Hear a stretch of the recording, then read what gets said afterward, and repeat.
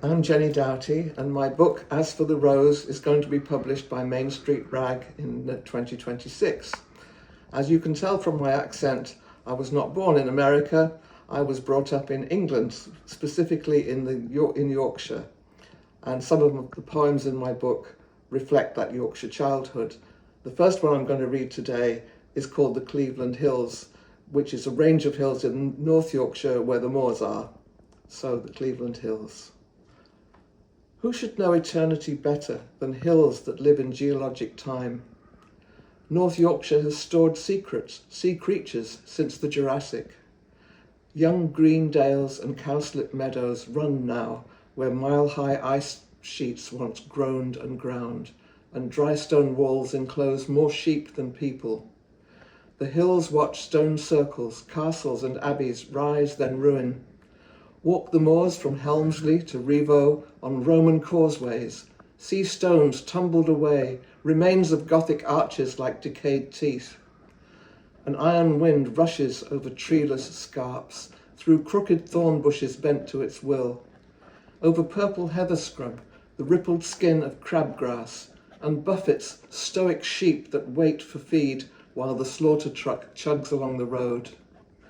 In a gnatbite of time, I picnicked on the moors, by a packhorse bridge, over a peat-brown stream.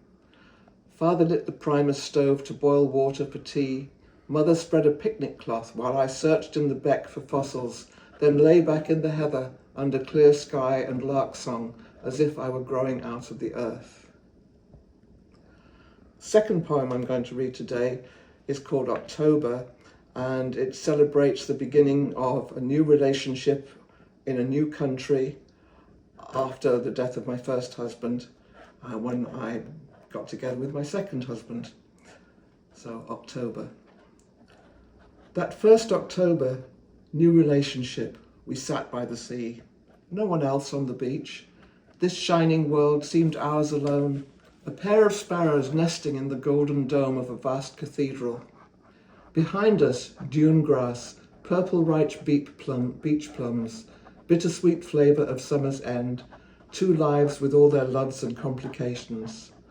Around us, autumn laid out its feast and we shared it, knowing that as days diminished, to have time to be part of the beach, the ocean, the startle of fall colours, was to know abundance, to throw scarlet leaves in the air and laugh as they fell, snow's lovelier precursor. And the last poem I'm going to read was highly commended for the Bridport Prize in the UK a couple of years ago, and it reflects something that I see out of the window in my suburban street in Portland, Maine. It's called Watching the Little Sisters. The teenage boys have gone to a backyard somewhere in the neighbourhood to hang out behind a garage, pass around a joint, and now I see their little sisters take a turn at the basketball hoop on the sidewalk, fifth graders in shorts or old leggings starting to climb above their thin ankles, t-shirts still printed with unicorns, still flat across their chests. To watch them is to travel back in time, before the uniform of gender fell across my shoulders, before the weight of breasts and male gaze boxed out freedom even more than the shot clock of childhood, before bleeding and the inescapable decades to come of decisions wrapped up in owning a grown woman's body. There are so many ways of being fouled. I never see them alone. They huddle in pairs or groups of 3 or 4. I hear their high voices chattering, their laughter before the basketball bops on asphalt. They practice defense as women must, dodging side to side to block a shot. They jump high in front of the girl with the ball, flinging their arms up into the air, t-shirts riding up over their bare bellies. Thank you. I hope you enjoyed them. Please buy my book. Thank you.